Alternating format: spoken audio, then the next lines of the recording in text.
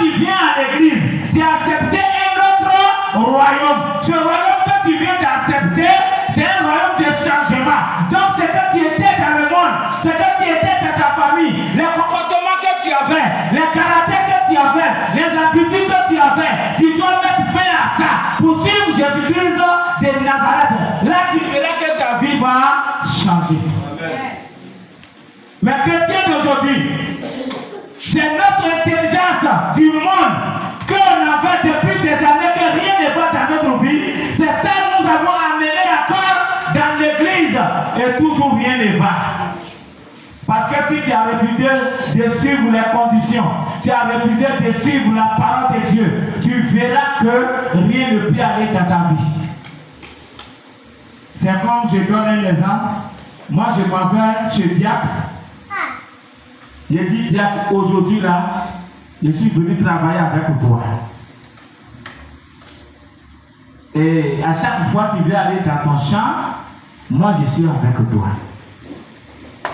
Pour que seulement je puisse gagner mon pain pour gagner ma vie. Diacre, lui, il a ses principes.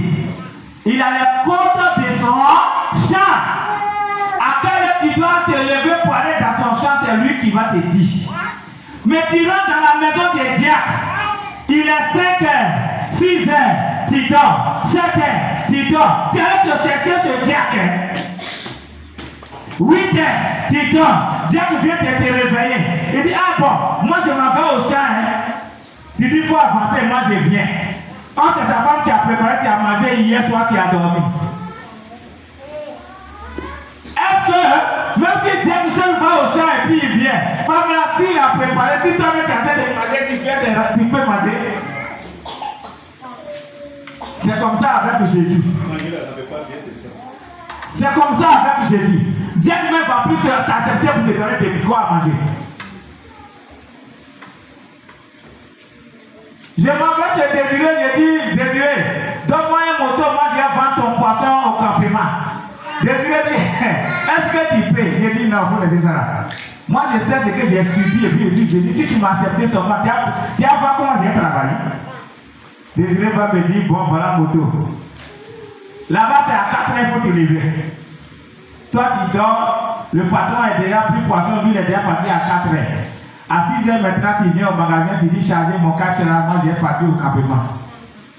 Tu t'en vas, tu tournes jour, quand tu brûles le sang, tu viens déposer, tu dis, je n'ai rien vendu. Ton patron a déjà vendu, lui il est déjà venu à la maison. Lui il a vendu quand il s'est levé. Est-ce que vous allez tomber d'accord? Il va te renvoyer quand tu as resté. Mais comme Jésus ne renvoie pas, tu es assis dans sa maison, tu fais des années, rien ne va dans ta vie. Est-ce qu'on se comprend maintenant?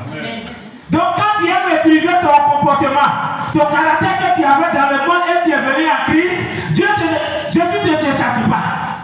Tu es assis, tu es là. Chaque dimanche tu acclames Jésus, lui il est là. Mais toi, c'est ton comportement que tu mets en jeu. Tu n'écoutes pas sa parole pour mettre en pratique. Mais qu'est-ce qui va se passer? Jésus ne te dit rien, lui il est là, il te regarde, ta vie t'appartient, la vie de Jésus appartient à Jésus. Mais toi, ta vie appartient à toi-même.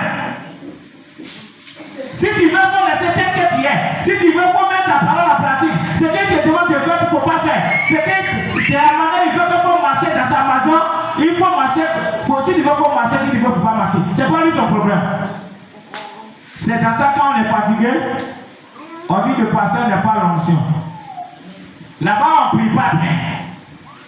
Mais c'est que le pasteur prêche, est-ce que tu mets en pratique? Le pasteur a dit un chrétien doit travailler dur pour manger.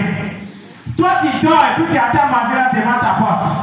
Si tu as dormi faim, c'est le pasteur qui t'a envoyé ça. Dieu t'a déjà donné la force. Tu t'es réveillé.